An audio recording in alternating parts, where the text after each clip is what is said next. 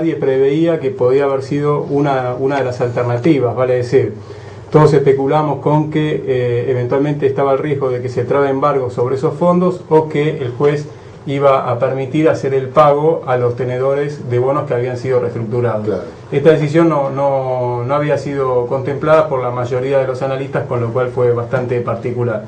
Sin embargo, también habíamos dicho que hay como tiempo hasta el 30 de julio para hacer efectivo el pago a los bonistas reestructurados. Pues yo te escuché por primera vez decírtelo a vos, eso, porque los demás decían, no, es hasta el 30, y vos dijiste, no, mirá, es hasta el 30, pero a partir del 30 entra en lo que se dan llamar moratoria de la deuda, en donde es un lapso de aproximadamente 30 días, tampoco sé si es exactamente 30 días, pero es aproximadamente unos 30 días, un mes más, como para hacer efectivo el pago, ¿no? Sí, son 30 días a partir del vencimiento que operaba a fin de julio, es decir, el 30 de julio estaría venciendo el plazo para que el país pague o haga efectivo el pago a los bonistas reestructurados. Este es un dato no menor porque esos bonistas, hay que recordar que en el 2001, cuando entramos en default, los bonos luego se reestructuraron, hubo un megacanje en el 2005 y después en el 2010, y básicamente fue el megacanje más grande de la historia hasta el momento. Se reestructuraron más de 90.000 millones de dólares y fue realizado por nuestro país. La quita fue de alrededor del 65%, es decir, que fue un canje de deuda en aquel momento bastante beneficioso para el país.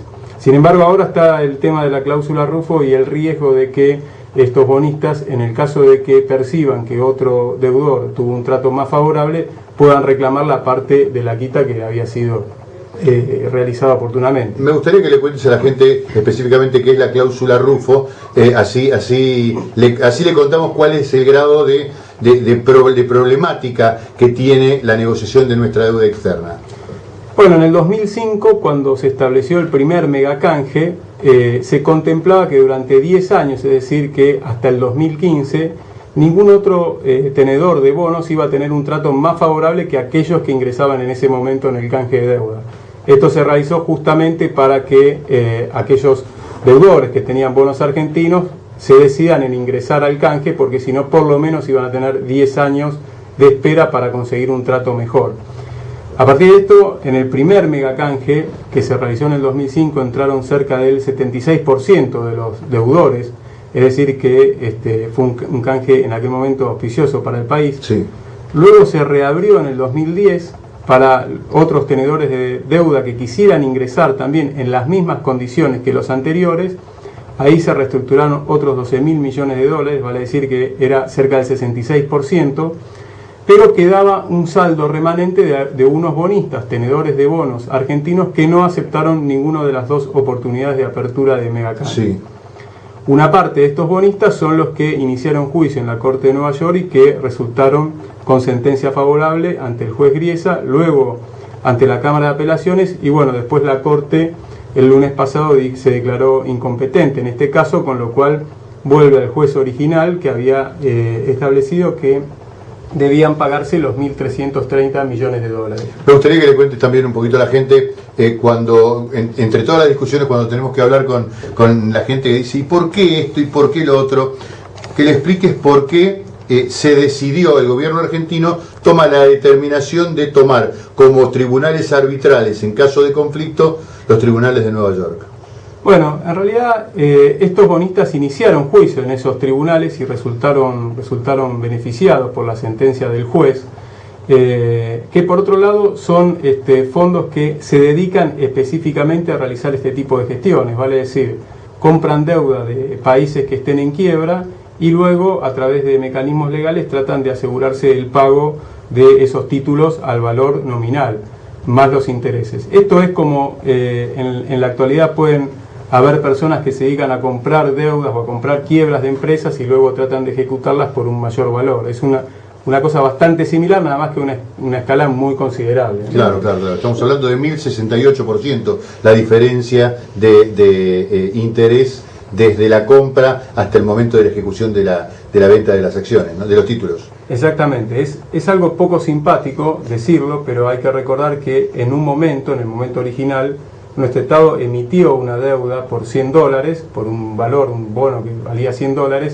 Bueno, esa deuda después terminó disminuyendo su valor de plaza, estos tenedores lo compraron a un valor ínfimo y ahora quieren recuperar el valor nominal más los intereses devengados de esa fecha. Es decir, nosotros originalmente aceptamos eso, claro. O sea, esto no es un problema que de golpe nos atropellan los fondos buitres y nosotros no tenemos ninguna responsabilidad. Digo esto porque como Estado es importante tener en cuenta cuál es el diseño de la política pública de desarrollo en un país y cuáles son las implicancias de ello. Si nosotros pensamos en el esquema que tuvimos en los años 90, que ante la falta, el déficit de la balanza comercial y de la balanza fiscal, lo reemplazamos con mayor endeudamiento, bueno, esa deuda se fue incrementando y en un momento estalló como fue la crisis del 2001. O sea, algo de responsabilidad original tenemos nosotros y es bueno reconocerlo como para que no vuelva a ocurrir en el futuro. Ahora, el G77 más China, la Organización de las Naciones Unidas, organismos internacionales están de alguna manera revisando esta autorización a funcionar a este tipo de asociaciones, ¿no? De grupos de acreedores, como por ejemplo los holdouts, cuando estamos hablando de fondos que son denominados buitres, son fondos especulativos de alto nivel. Exactamente, usted se imagina que obtener una tasa de más de 1000% realmente es inmoral. Claro. Es una tasa obsceno, claro, inmoral que es similar a las que obtienen personas que realizan actividades ilícitas, con lo cual desde luego que no aprobamos este tipo de gestiones. La comunidad internacional esto lo percibe y lo ve. Pero además hay otra situación y es qué pasará en el futuro con las nuevas cambios o megacanje de deuda cuando países entren en dificultades, sabiendo que en algún momento algún juez va a apoyar alguna sentencia de fondos de tenedores de holdouts. Entonces, desde este punto de vista, es difícil que pueda ocurrir una nueva reestructuración de deuda con estos antecedentes. Por eso, el G77, que básicamente son los países no alineados, se manifiestan a favor del país, pero también así lo ha realizado en su momento la titular del Fondo Monetario Internacional e incluso el gobierno de los Estados Unidos. Mileta, está buenísima toda la explicación. Ahora, al ciudadano de a pie, como se suele decir, ¿qué le va a significar esta negociación o no negociación? ¿Le va a significar mayor inflación, mayor costo, quedarse sin trabajo porque las empresas se achican? O sea, para el común de la gente, ¿qué puede significar estos compromisos económicos asumidos por el Estado Nacional? Bueno, esto va a tener implicancias negativas para el país por cuanto las condiciones de endeudamiento del país van a ser peores a las que estuvimos recibiendo hasta ahora. Hay que destacar que en la actualidad las tasas de interés internacional están muy bajas, es una situación diferente a aquella que teníamos, haciendo memoria, en el año 83, en la vuelta de la democracia, cuando la restricción externa de alguna manera hizo que no prosperara ni el plan de Greenspan en su momento, ni el plan austral, porque los compromisos de deuda, los intereses que había que pagar eran mucho más altos de lo que podía afrontar el país. En esa situación al país no le quedaba otra que recurrir al mayor endeudamiento y eso iba a inflación y fue lo que todos recibimos. Con lo cual, volviendo al tema, las condiciones de endeudamiento del país van a empeorar. Todos esperamos de que no se caiga el megacanje porque eso sería una situación catastrófica para el país. Ustedes imagínense que se reestructuraron más de 90.000 millones de dólares y las reservas argentinas son actualmente cerca de 28.000, sí, con lo cual sería sería impensable para el país. Pero de todas maneras, también lo habíamos dicho el martes, este contexto va a hacer que incluso, aun aunque se llegue a un acuerdo con los tenedores de bonos, la deuda, los vencimientos que tiene el país por la expropiación de YPF, por los bonos actualmente vigentes y por la resolución que se tenga con los holdouts, va a ser también mucho mayor, vale decir, el país va a tener que hacerse cargo del pago de intereses y de capital de deuda y eso también va a poder peligrar un poco las finanzas estatales.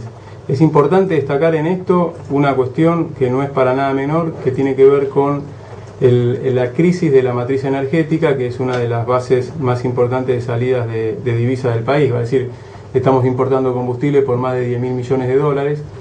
Si nosotros hacemos memoria, hace varios años ya se veía venir que el saldo de la balanza energética para el 2008 iba a ser negativo. O sea, era algo previsible que el país iba a llegar a una situación que de ser exportador de petróleo iba a convertirse en importador neto de petróleo. Esa es una situación que estamos atravesando hoy por hoy.